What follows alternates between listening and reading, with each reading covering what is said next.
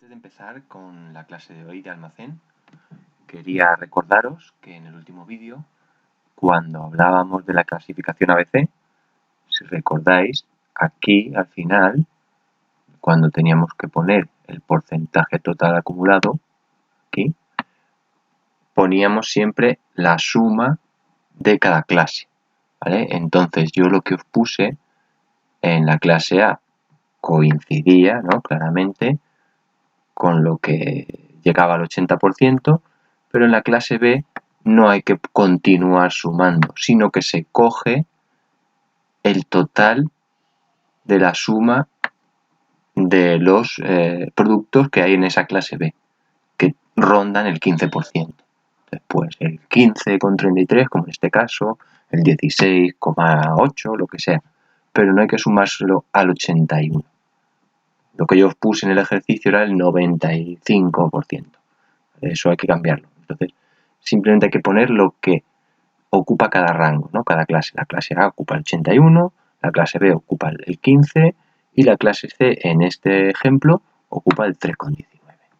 Luego, cuando hacemos la gráfica, sí que se pone la suma, ¿no? El 81, el 96 y el 100. Vale, esto es un pequeño fallo que tuve en el otro vídeo que quería aclarar para que no haya problemas en posteriores ejercicios.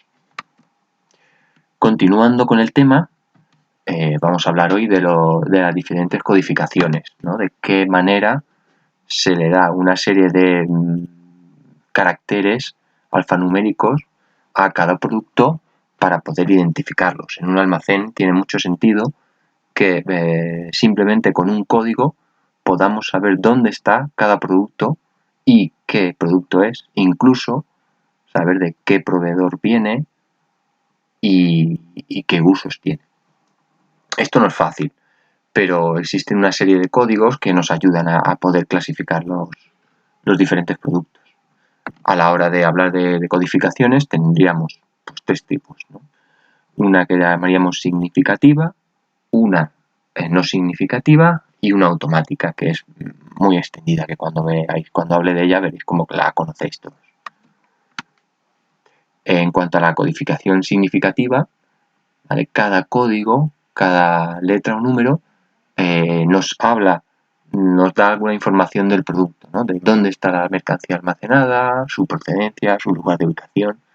Bien, como veis ahí, os pongo una serie de ventajas e inconvenientes que tiene, que como simplemente sería volver a leerlo, pues no tiene mucho sentido que me dedique a leerlo. Luego lo podéis leer tranquilamente en el PDF que os mando.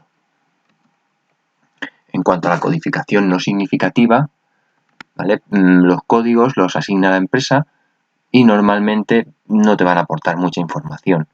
A nivel interno sirve para identificar diferentes productos, pero no nos da información, no nos da tanta información como la anterior. Lo mismo, tenéis ahí ventajas e inconvenientes. En cuanto a la codificación automática, se utiliza, pues como veis, desde hace bastante tiempo, desde el año 1974 aquí en Europa. Esta codificación está regulada por una autoridad competente en la materia, que es EAN, y a nivel nacional tendríamos otra, EACOB, ¿vale? Que se encargan de normalizar los códigos que se utilizan. ¿Qué quiere decir esto? Que los códigos que se usan en una zona de España sean igualmente válidos e identificables en otras zonas o en otras zonas del mundo, para que no haya problemas y que siempre en cualquier parte del mundo se pueda saber con ese código de qué producto se habla. Vale, como cuestión os dejo para que me respondáis qué es y qué funciones tienen EAN y AECO. ¿Vale? Como veis ya tenéis aquí una pista importante. De todas maneras ahora vamos a seguir hablando. ¿Vale? En los códigos de barras, como veíais ahí atrás, al inicio del código tenemos un número. Bueno, todo es un número, ¿no? pero normalmente los 2-3 primeros números nos dan información de dónde viene ese producto. En el caso de España, veis, ahí tenemos el 8 y el 4. El 84 sería el código que identifica que el producto que yo tengo en mis manos ha sido producido en España, ¿no? Cuando veáis un producto que empiezan por 690 o por 691, pues va a ser un producto que ha sido hecho en China. ¿Vale? En Australia, el 93, en Brasil, el 789. Bien, cada país tiene un código. Entonces, bueno, aquí es una tabla con unos ejemplos para que sepáis un poco qué es lo que indica, ¿no? Ese código de barras, qué información puedo sacar viéndolo. En cuanto al código de barras, pues sabéis que está formado por barras, que es lo que lee ese lector famoso en los supermercados, lee esas barras, el grosor y la separación que hay entre ellas. Y esas barras están dando información de un número. O sea, lo que yo leo en el número es lo mismo que está escrito en esas barras, que es lo que lee el lector automático.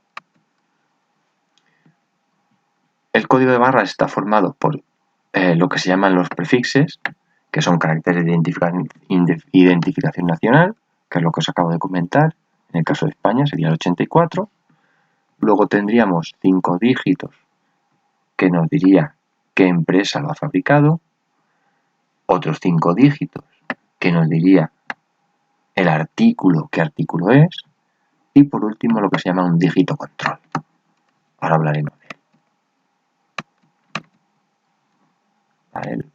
Estos 2 dígitos lo asigna la autoridad competente de cada país y el dígito control se calcula automáticamente para eliminar posibles errores de lectura. Vale, bueno, en cuanto a códigos de barras, no hay algunos que no son de barras, hay varios, ¿no? El que nosotros conocemos, el que usamos el código de barras comúnmente conocido sería el EAN13. Luego está el EAN14, el N14, el que utilizan en los contenedores de los barcos, que es el SSC. Bien, pero nosotros nos vamos a centrar en el EAN13.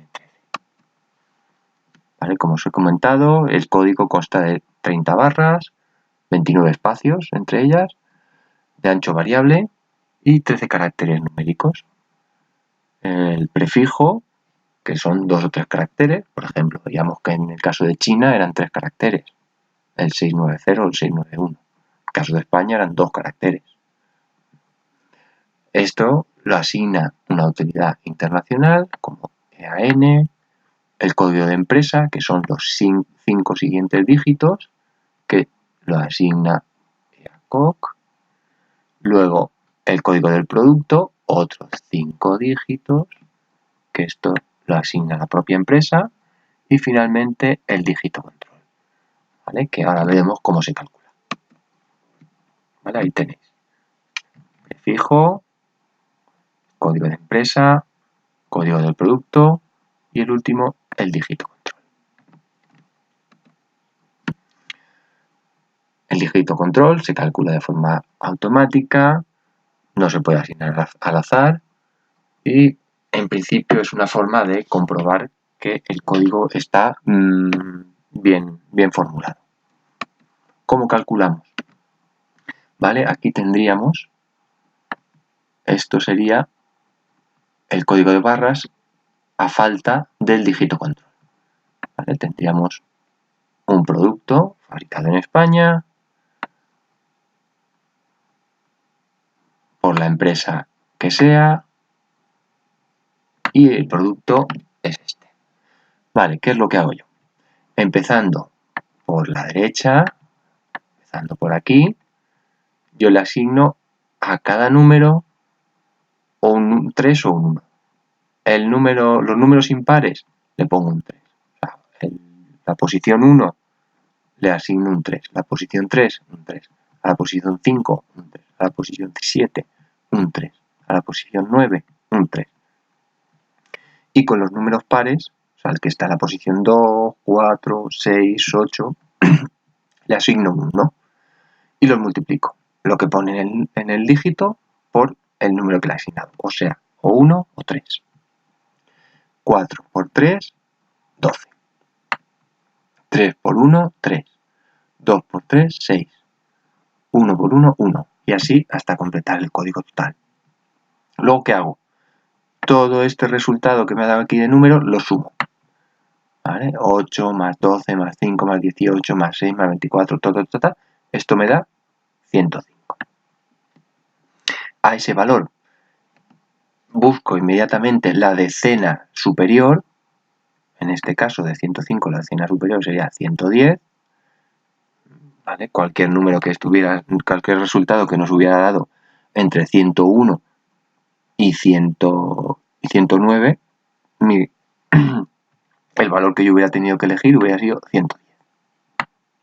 ¿Vale? Y lo resto, pues 110 menos 105 me da 5.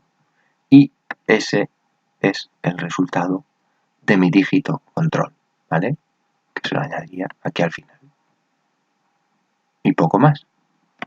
¿Vale? Esto lo dejo para que os dejaré ahora un ejercicio para que lo hagáis vosotros y me lo podáis enviar. Vale, bien, por esta semana es lo que os mando para que tengáis y para que me hagáis en casa. Venga, un abrazo.